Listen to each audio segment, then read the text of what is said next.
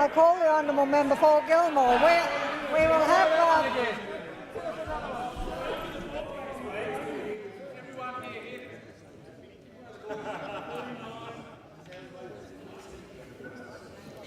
Now, we've had a little bit of theatre. We'll now have a question from the member for Gilmore. Thank you, Madam Speaker. My question is to the Minister for Social Services. Will the minister update the House on the challenges facing families accessing the childcare that they need so they can participate in the workforce if they so choose to do so? I call the Honourable Minister for Social Services. Thank you, Madam Speaker, and I thank the member for Gilmore for her very important question on something that I know concerns many families all around this country.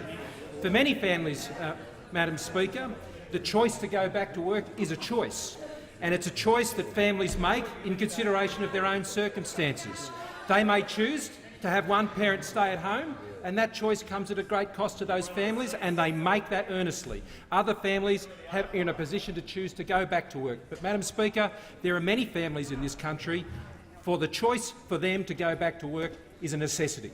It's an absolute necessity, Madam Speaker, and it's a necessity because for them to remain on two incomes gives their family the opportunity to get ahead. It gives their family the opportunity to provide for a better life for their family, to allow their children to have a good start. And this is incredibly important, Madam Speaker. And this government, previous governments, have spending a large amount of money to ensure that we can help people make these choices and they don't get caught in the childcare catch-22, where all they might do is go back to work simply to pay the childcare expenses. We want to help them get out of that, Madam Speaker, and this government is spending $31 billion over 4 years. Now, that's twice the amount those opposite were spending in their first 4 years.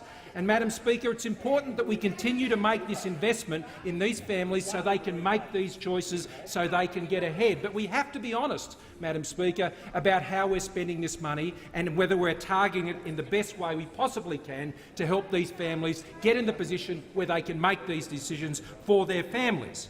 We need to address the affordability issues, and it is true that under the previous government costs for childcare did rise by over 50%. That is true, and it continues to rise at around 7% a year. And we need to ensure that we are not feeding those price increases with inflationary policies in the way we deliver payments to families. We also need, Madam Speaker, we also need to ensure that we just don't continue to shovel money at this problem in a way that doesn't deliver the outcome.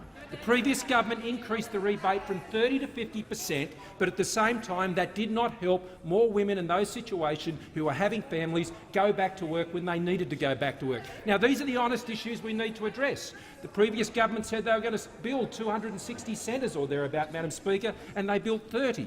But we need to have an honest assessment about how the $6.6 billion we're spending is addressing these very real issues. And so this government is going to do that through the package we're working on now. And I do invite, Madam Speaker, the opposition to be part of that debate and to be part of that process. We have a Productivity Commission report which will soon be released, which will provide the opportunity for us to engage in this issue. And I've indeed written to the Shadow Minister in this area just today about these issues, and I look forward to her response, Madam Speaker. But these are the things we need to address in this portfolio to help families make the choices that help them get ahead and deal with the very serious issues that they are facing.